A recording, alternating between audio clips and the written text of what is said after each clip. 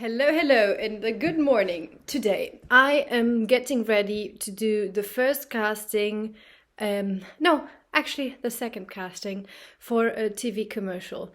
I had already, like 5 years ago or something, participated in the casting process for a commercial for Ford, for the car brand, but actually then stepped back out of ethical reasons because I thought, like, damn, I do not want to support a company that is leading forward the carbonite growth.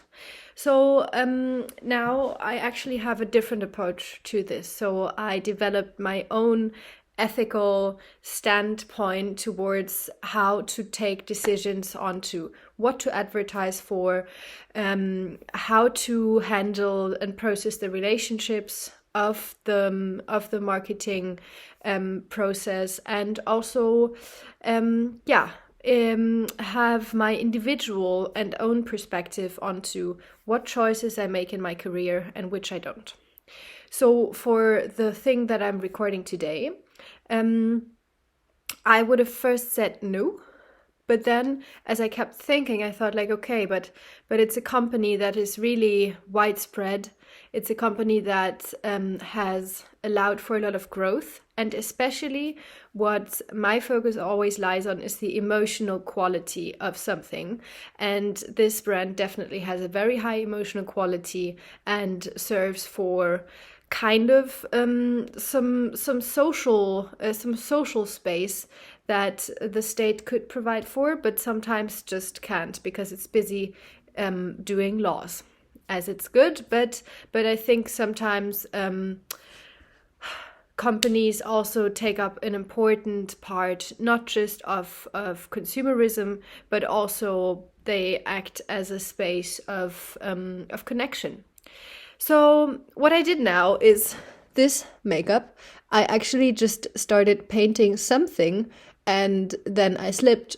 And so I kept it like this, but I'm gonna extend this a little bit. I'm gonna show you what magical makeup I'm capable of doing, because actually I've been made up, or I've sat in a makeup trailer so much time of my life, but I was usually busy preparing internally for the role and the day coming up, that I didn't really appreciate the makeup artist to the full. I do it differently now, but I could be a lot better with doing my makeup by just listening to experts doing my face.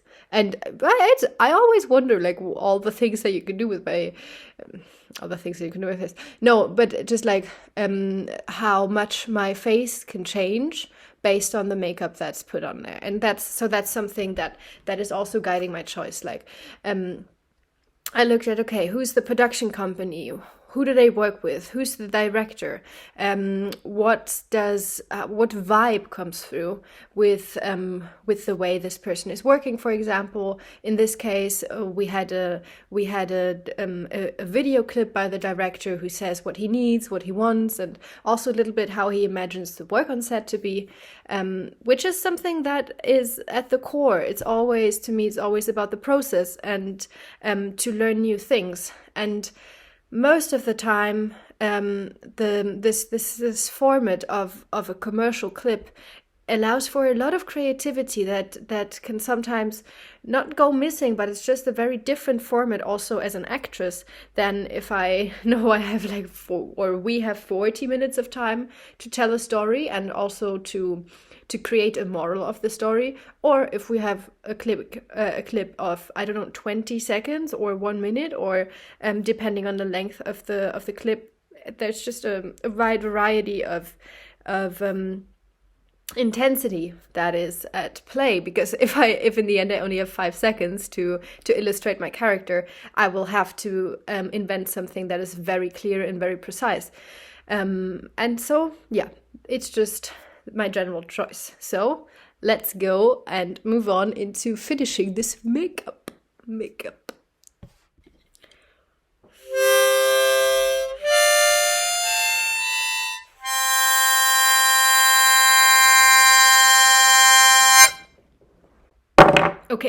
This will be my theme.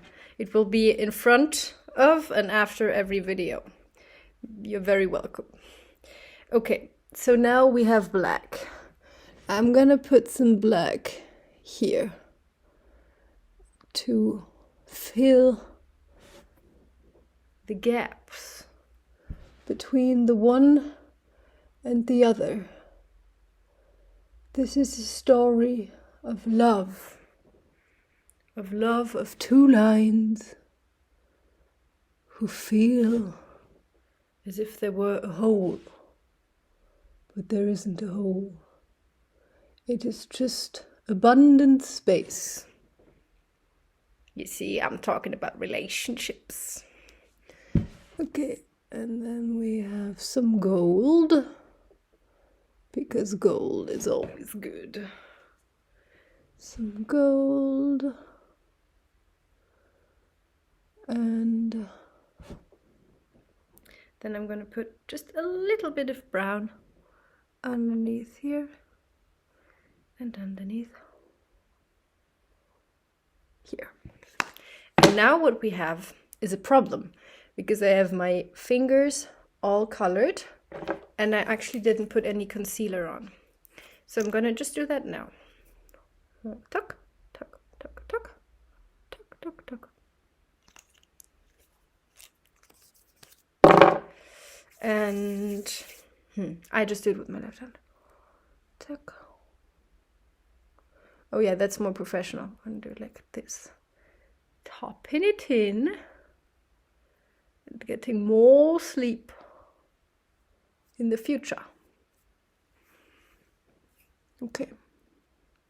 Okay, so what I used for those two things here is, once I used Extreme Black, Sumptuous Extreme by Estelle Lauder, by one of my best friends who worked there, and Ilamasqua, which is PETA approved, and it's on brand. And that's the liner. Ba-ding, ba-ding, ba-ding, ba-ding. Okay, that's it. And now I'm gonna go and show you my outfit. So I want to be pretty youthful, so I'm gonna just use this very cool top that I also have from one of my very best friends.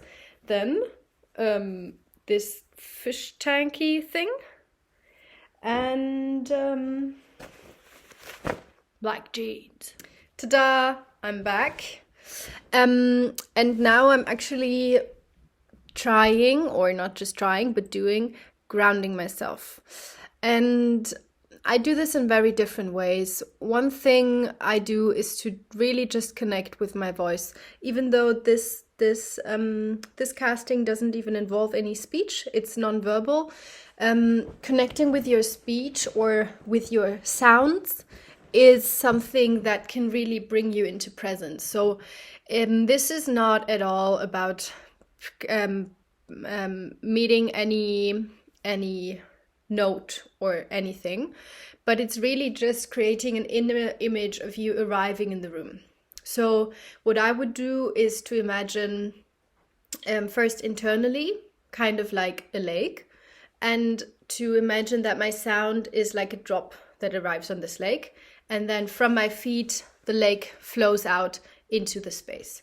So what I imagine is the whole space that I'm in, the whole floor, is water. You probably know the game Floor is Lava, so that attaches to kind of a similar idea. It's to imagine that the whole floor is water and that the water comes through your voice. So I'm just gonna start and leave a voice like from really down deep in my stomach, which would be like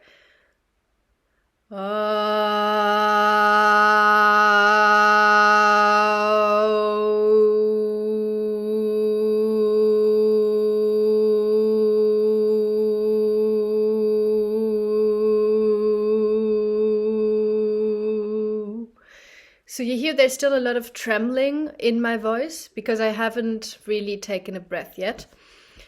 So let us continue with some 3 deep breaths in and out.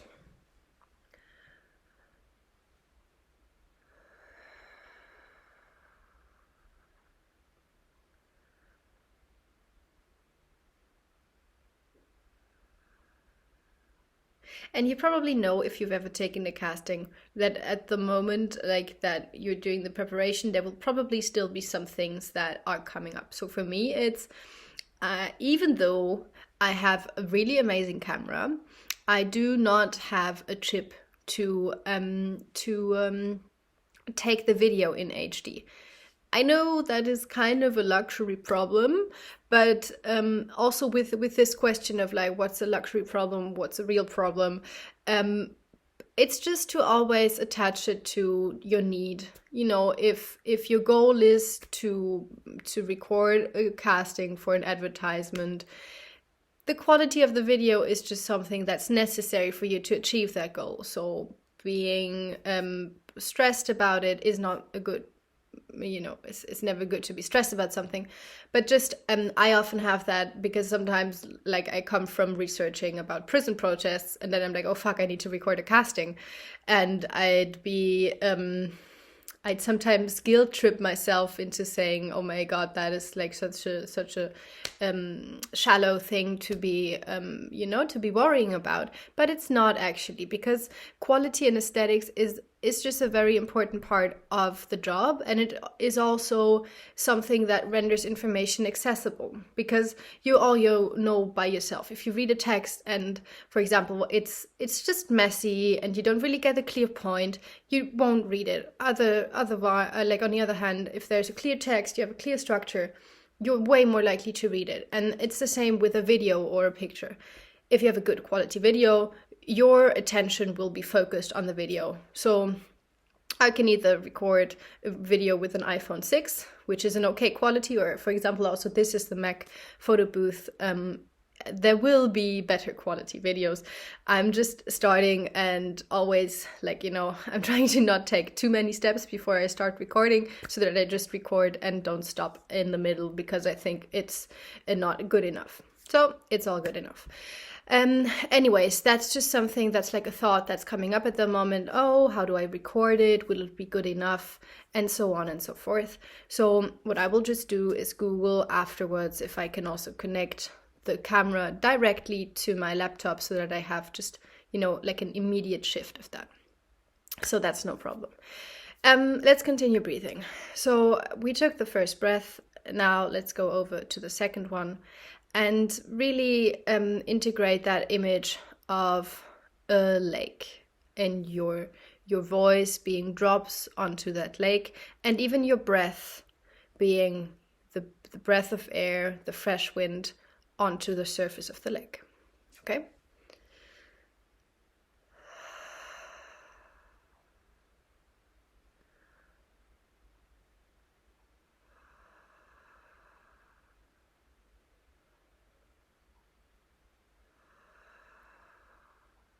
Okay.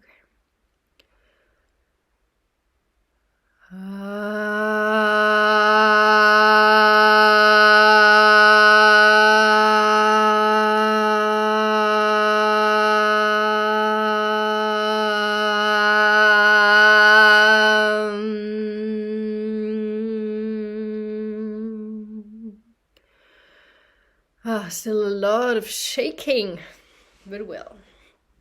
And the third one, and that will also be fine, it's connecting me with myself and also making me consciously aware of how much space I take up in a room. Okay, now the third.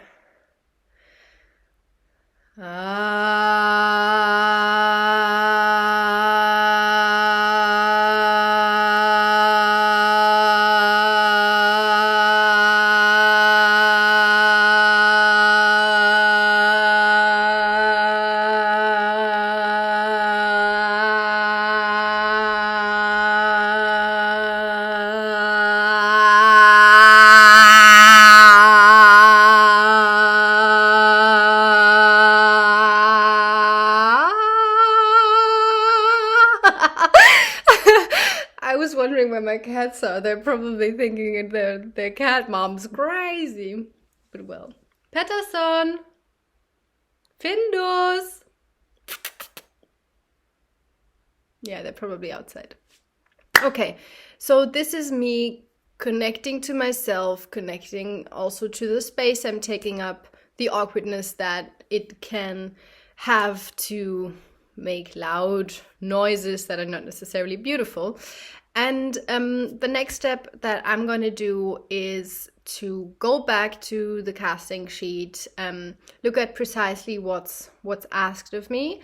And one third thing is, what I usually do if I create a character, I take something that I have, or usually in the days before I play, I just get a little open, and sometimes I just receive things. Like for example, yesterday, it's a chain actually by Toni Gahn, you know, the supermodel, because she had a charity flea market here in Berlin, and this one was still left, and she said I can just take it with me. And I said I would. I have a very good friend who's called Toni, but she will be happy also if I use it for playing before. So this character now has a name. It's called Toni, or it might of course also be that she's in love with a Toni, because it's actually two girls. And this is just something that is, you know, that inspires me in some way, because it chains and like individual objects always have a story to them.